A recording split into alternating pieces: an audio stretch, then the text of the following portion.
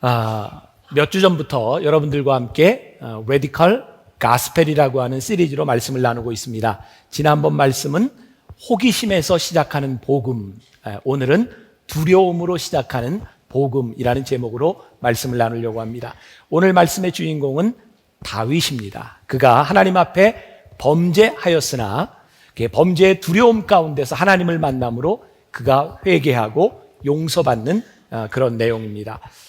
지난 2주 동안 우리 교인들과 함께 개혁지를 순례를 하게 되었습니다. 첫 번째, 영국을 시작으로 유명한 위클리프라고 하는 성경을 번역한 그런 위클리프를 볼 수 있는 장소로 가게 되었습니다. 위클리프는 말틴 루터가 종교 개혁을 하던 1500년대 이전 1300년대에 활동했던 사람이고 라틴어 성경을 처음으로 영어로 번역한 사람입니다.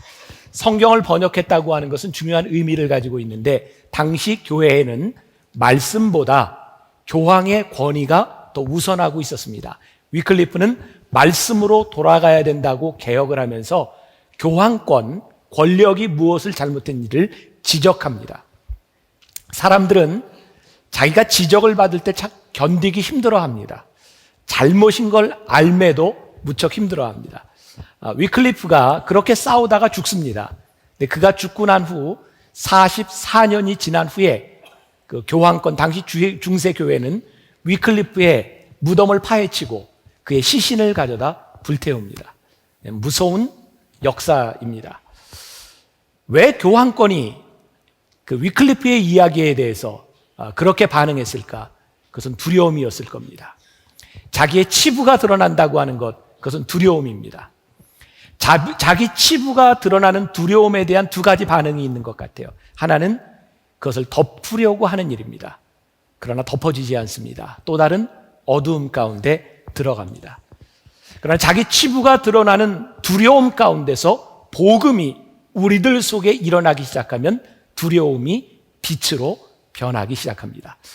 오늘 복음이 우리들에게 능력인 것은 우리들의 죄에 대한 두려움으로부터 우리를 빛으로 인도한다는 것입니다. 복음을 산다고 하는 것은 두려운 일입니다. 왜냐하면 복음 앞에서 우리들의 죄가 적나라하게 드러나기 때문입니다. 여러분, 하나님 나라에 갔을 때 여러분들의 죄가 적나라하게 드러난다면 얼마나 무서운 일이겠습니까? 그러나 하나님께서는 우리의 죄가 드러날 때 그 죄를 기억도 하지 않으시겠다고 말씀하셨어요.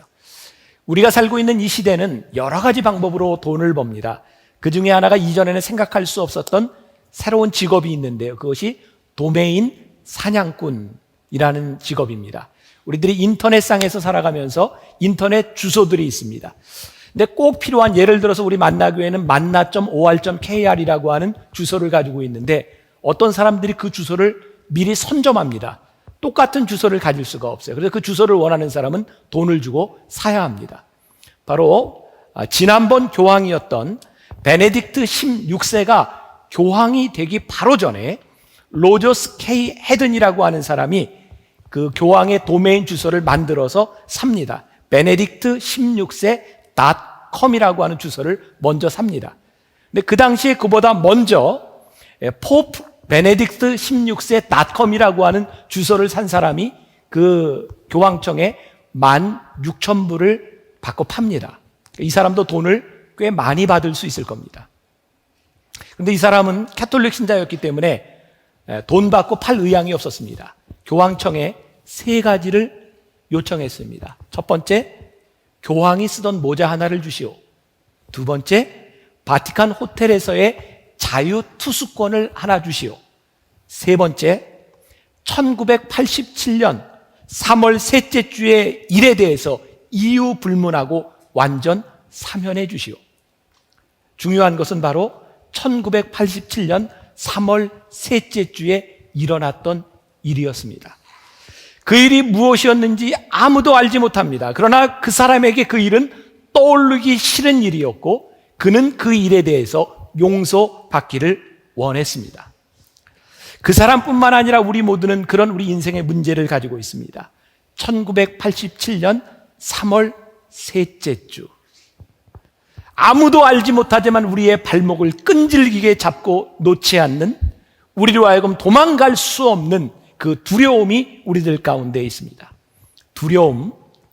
제가 오늘 말씀을 준비하면서 이 두려움은 두 가지 종류가 있다고 생각을 했습니다. 하나는 사단이 우리들에게 주는 두려움입니다. 여러분들이 하나님 앞에 용서함을 받았지만 사단이 때때로 우리들의 그 죄에 대해서 우리들에게 두려움과 걱정을 일으킨다면 그것은 여러분들이 예수의 이름으로 물리쳐야 하는 것입니다. 그러나 여러분들이 죄의 용서함을 받지 못함으로 인하여 여러분들에게 두려움을 가지고 있다면 그것은 사단이 주는 것이 아니라 성령께서 우리들에게 주시는 두려움입니다. 이 두려움은 물리쳐야 되는 것이 아니라 여러분들이 무릎을 꿇고 하나님 앞에 대면해야 되는 것이고 이 두려움을 이겨야 되는 것입니다. 오늘 우리가 읽었던 본문 말씀 중에 사무엘하 11장 27절에 보면 이런 말씀이 있습니다.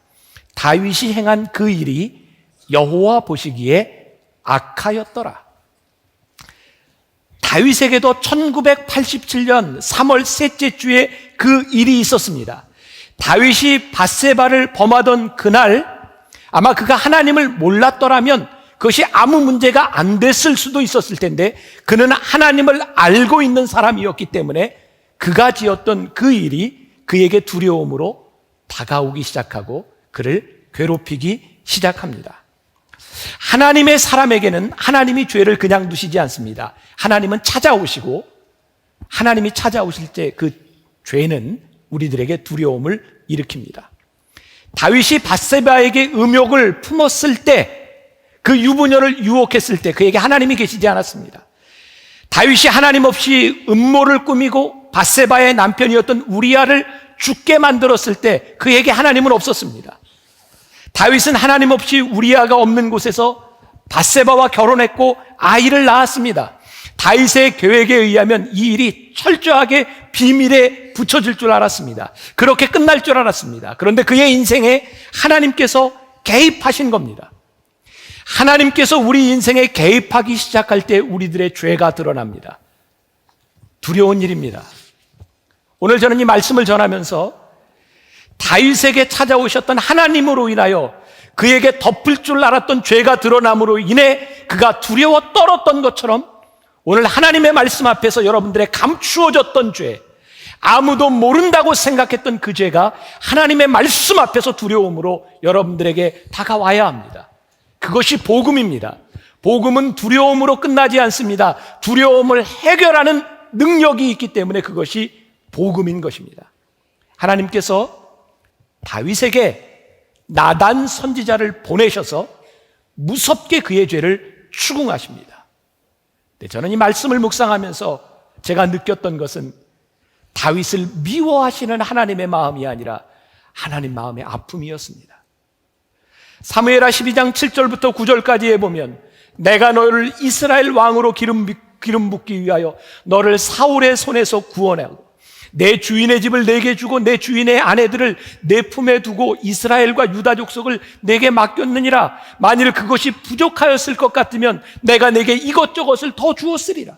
그러한데 어찌하여 내가 여호와의 말씀을 업신여기고 나 보기에 악을 행하였느냐. 내가 칼로 햇사람 우리아를 치되 암몬 자손의 칼로 죽이고 그의 아내를 빼앗아 내 아내로 삼았도다. 하나님의 마음이 아픈 것이었어요. 다윗아, 내가 부족하였더라면 내가 더 채워졌을 것이고 내가 나에게 구하여면 됐을 것인데 내가 이런 죄를 지은 것을 보니 내 마음이 아프구나. 하나님의 아픈 마음이었습니다. 오늘 하나님께서 여러분들의 죄를 드러나게 하시는 것은 여러분들을 향한 미움 때문이 아닙니다. 여러분들을 향한 사랑 때문에 하나님의 마음이 아프셨던 겁니다. 다윗은 죄가 드러나자 그의 수치심으로 인하여 하나님 앞에 설 수가 없었습니다. 그것은 두려움이었습니다. 여러분, 우리의 죄가 드러나면, 하나님 앞에 우리의 죄가 드러나면 그것이 얼마나 부끄러운 일인지, 감히 하나님 앞에 설 수 없는 것 때문에 우리를 더 힘들게 하고 우리를 더 떨게 만듭니다. 그러나 그의 죄의 문제를 가지고 그가 직면했을 때 하나님은 그를 용서하신다고 말씀하십니다.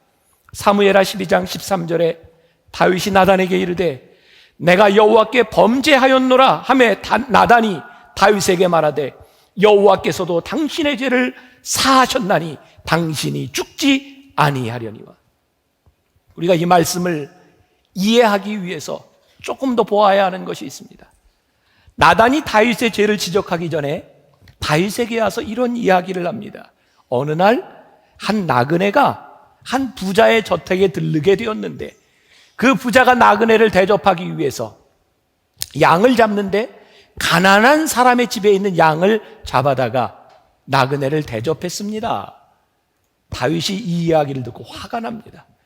다윗은 목동이었습니다. 목동에게, 가난한 사람에게 그 양이 얼마나 귀한지를 알고 있었기 때문에 다윗은 분노하여 이렇게 이야기합니다. 그 사람이 누구냐? 그가 정녕 죽으리라. 그가 4배로 갚아야 되리라. 나단이 이렇게 이야기합니다. 그 사람이 당신입니다. 당신이 그 죄인입니다. 그가 두려움 앞에, 그 죄 앞에서 떨기 시작합니다. 1987년 3월 셋째 주의 그날, 아무도 모른다고 생각했던 그 일이 그에게 떠올랐기 때문입니다.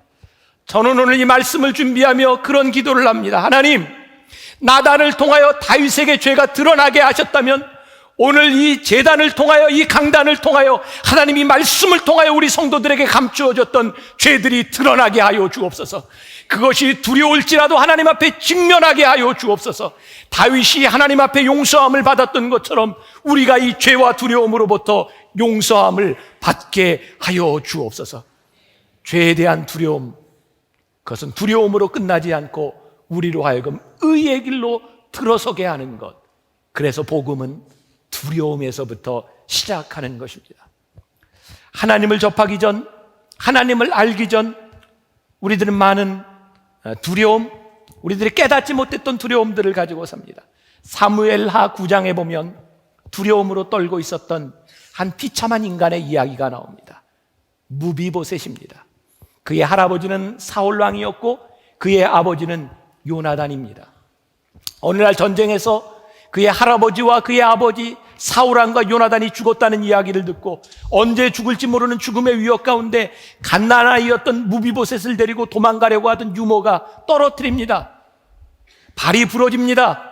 무비보셋은 날 때부터, 그래서 태어나서부터 다리를 저는 쩔뚝발이로 살아가고 언제 죽을지 모르는 죽음의 위험 가운데서 로드발이라고 하는 황량한 곳에 숨어 살던 사람이었습니다. 언제 죽을지 모르는 위협 가운데 도망자의 삶을 두려움으로 살던 사람이었습니다. 사무엘하 9장 1절에 보니까 다윗이 이렇게 이야기합니다. 다윗이 이르되 사울의 집에 아직도 남은 사람이 있느냐? 내가 요나단으로 말미암아 그 사람에게 은총을 베풀리라. 동화 같은 이야기가 펼쳐지는 겁니다. 로드발에서 황량한 황무지와 같은 곳에서 죽음의 위협 가운데 살고 있던 그에게 은혜가 내려진 것입니다. 죽음의 위협 가운데 있던 그에게 은혜가 베풀어집니다.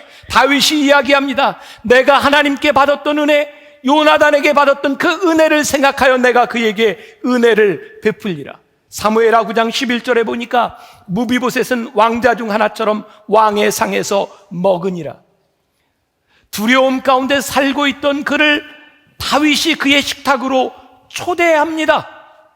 저는 요즘 이 근본적인 레디컬한 복음을 여러분들과 말씀을 나누면서 그런 생각을 합니다. 과연 정의가 무엇일까? 하나님의 은혜가 무엇일까? 오늘날 우리들이 참 많은 정의를 부르짖으며 죄를 이겨보려고 하지만 죄를 이기는 것은 정의가 아니라는 생각이 저에게 참 많이 듭니다. 우리가 불의한 일을 덮어주자고 하는 것이 아닙니다. 우리에게 하나님의 은혜가 없다면 우리들의 죄의 문제를 정의로 해결할 능력이 있을까? 아닙니다. 오늘 여러분들에게 하나님의 은혜가 임하지 않으면 우리들의 두려움의 문제는 정의로 절대로 해결되지 않는 것입니다.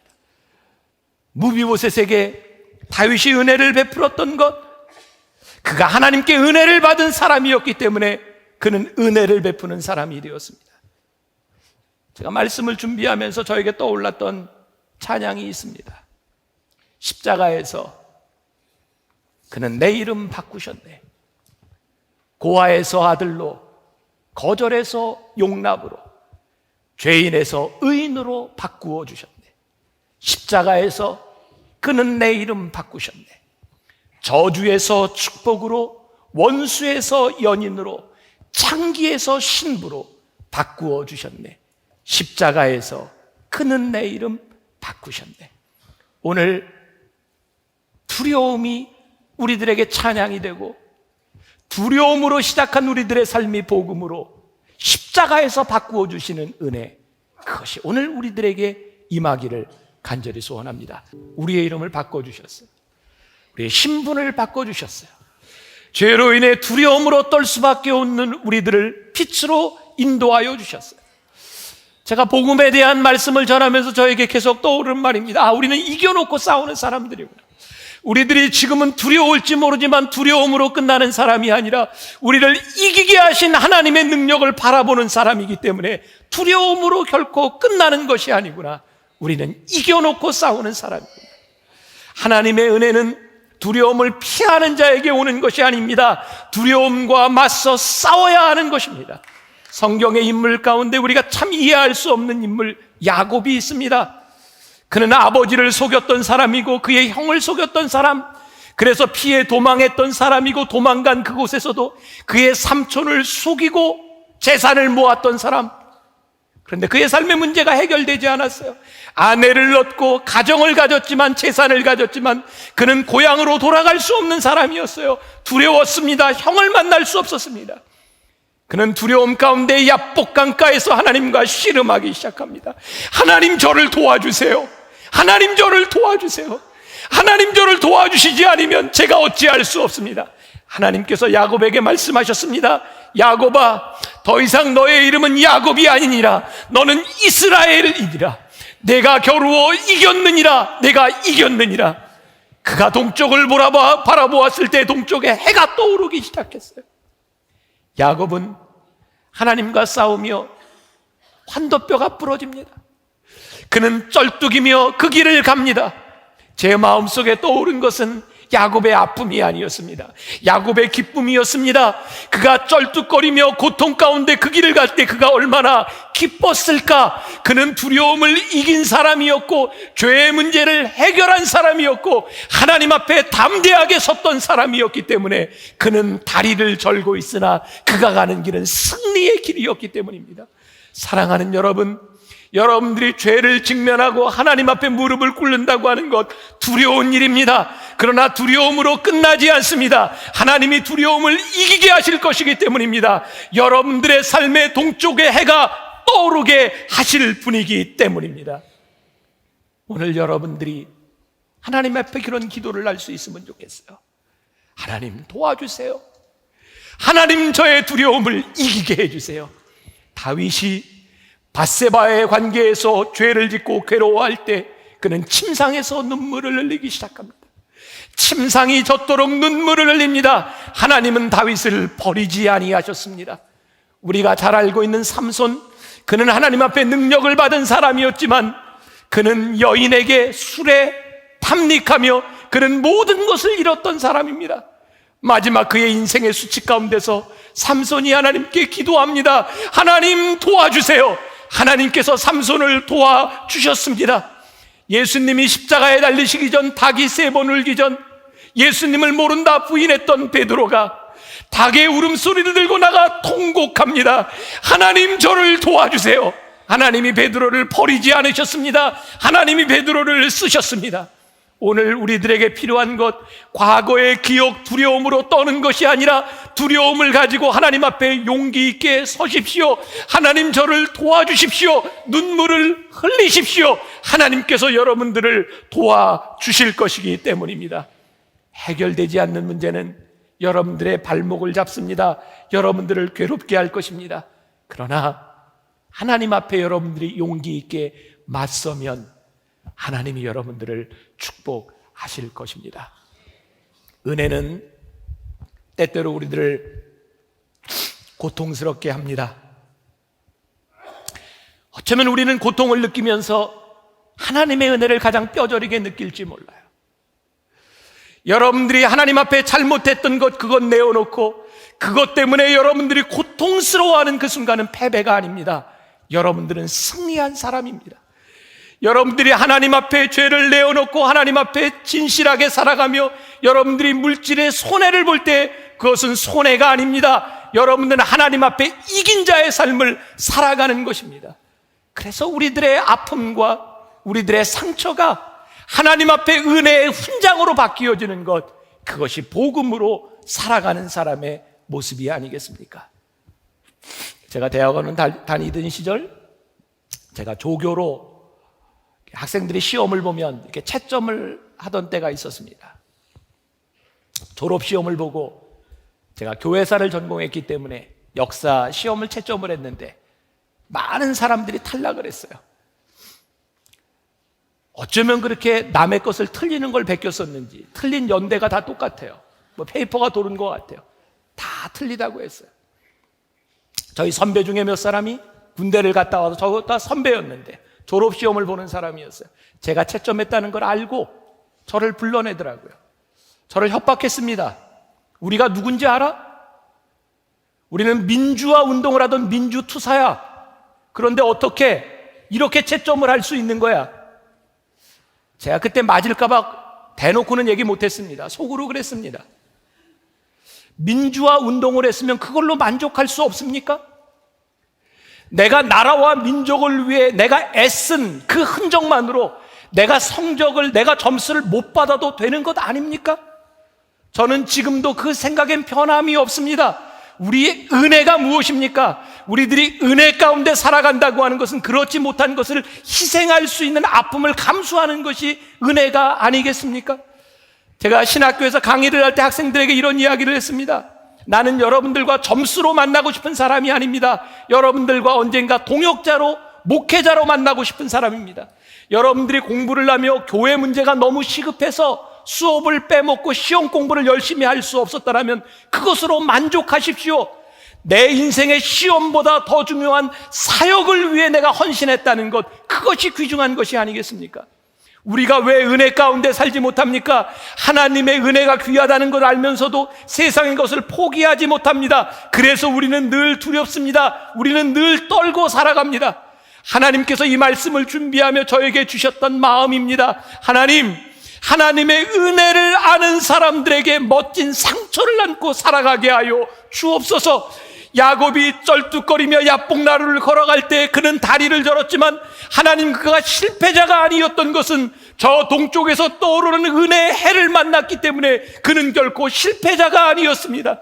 하나님, 우리 사랑하는 성도들이 이 땅 위에 살아가면서 세상에 버리지 못한 것 때문에 미련을 두고 살아가는 사람이 아니라 하나님의 의로움과 하나님의 은혜 가운데 살아가며, 사람들은 실패라고 손가락할지 모르지만 그것이 내 삶의 훈장이 되어서 그것을 안고 살아갈 수 있는 은혜를 아는 사람이 되게 하여 주옵소서. 고난은 의에 반대되는 말이 아니라 의를 드러내는 가장 강력한 수단이라는 생각을 합니다. 여러분들의 두려움, 죄로 인하여 두려움이 여러분들에게 고통이 될 때 그것은 여러분들의 실패가 아닙니다. 그 두려움 때문에 여러분들이 하나님의 사람이 될 수 있고 용서함을 경험할 수 있기 때문입니다. 제가 지난주에 읽었던 하늘에 속한 사람이라고 하는 중국 지하교의 이야기, 윈 형제의 이야기, 그 책을 보면서 74일 동안 금식을 하며 중국 공산당들에게 붙잡혀서 매를 맞고 고문을 당했던 윈 형제가 고백을 합니다. 나는 이 가난과 이 고통과 이 금식 가운데서 하나님과 동행하며 그는 승리하는 사람이 되었다고 고백합니다. 윈 형제의 이야기를 보며 중국이 지금 수없이 많은 크리스찬들이 생기고 개방화되면서 서양의 돈들이 들어오고 교회를 돕기 시작하면서 교회들이 타락해가는 모습을 바라보며 윈 형제는 이렇게 고백합니다. 고통이 사라지면서 교회의 순수함도 사라지고 말았다고. 우리들에게 두려움과 고통, 그것은 실패가 아닙니다. 우리들이 하나님을 만날 수 있고 하나님 앞에 새로운 사람이 될 수 있는 귀한 일입니다. 우리들에게 두려움이 없다면 저는 저주라는 생각을 합니다. 여러분들이 죄에 대하여 두려움이 없다면 하나님을 찾지 않을 것이고, 여러분들이 죄에 대하여 두려움을 갖지 않는다고 하는 것은 여러분들이 양심의 화인을 맞았다는 증거이기 때문입니다. 그래서 오늘 우리는 복음 앞에서, 말씀 앞에서 여러분들의 마음이 아파야 합니다. 십자가 앞에서 여러분들의 마음이 아파야 합니다. 여러분들의 가슴을 부여잡고 하나님 앞에 기도해야 합니다. 하나님 도와주세요. 하나님, 제가 어찌하면 좋겠습니까? 하나님, 저를 도와주세요. 하나님께서 여러분들을 붙들어 주실 것입니다. 두려움에서 건져 주실 것입니다. 옛 과거의 기억에서부터, 잊고 싶은 그 과거의 기억에서부터 하나님께서 여러분들을 붙잡아 주실 것입니다. 우리는 이렇게 고백할 것입니다. 그 두려움이 변하여 찬송이 되었노라고. 그 두려움이 변하여 내 삶의 기도가 되었노라고. 죄를 직면해야 죄를 이길 수 있는 것입니다. 불의한 일들이 우리들에게 아무리 있어도 우리는 의의 최후 승리를 믿는 사람들이기 때문입니다. 십자가 위에서 이제 우리들의 신분이 바뀌었습니다. 이제 그 신분에 걸맞는 삶을 살아갈 능력이 우리들에게 주어졌습니다. 단지 우리들이 그 능력을 보이지 않았을 뿐입니다. 능력의 칼을 뽑아야 합니다. 이제는 믿음의 방패를 들고 구원의 투구를 쓸고 성령의 검을 들고 세상으로 나아가야 합니다. 두려움은 사라질 것입니다. 하나님께서 여러분들을 붙들어 주실 것입니다. 오늘 우리는 그렇게 기도해야 합니다. 하나님, 나를 붙잡아 주옵소서. 하나님, 나를 도와 주시옵소서. 그 상처가 여러분들에게 아픔이 되어 오늘 눈물을 흘리며 다리를 절고 나갈지라도 그것은 실패가 아닙니다. 우리는 승리를 붙들고 다리를 절며 나가게 될 것입니다. 그것이 복음입니다. 오늘 두려움 가운데 복음이 역사하기를 주님의 이름으로 간절히 축원합니다. 우리 십자가 위에서 그는 내 이름 바꾸셨네. 우리 찬양하며 우리는 믿음으로 고백하고 하나님 앞에 여러분들의 가슴을 내어놓을 수 있기를 바랍니다. 함께 찬양합시다.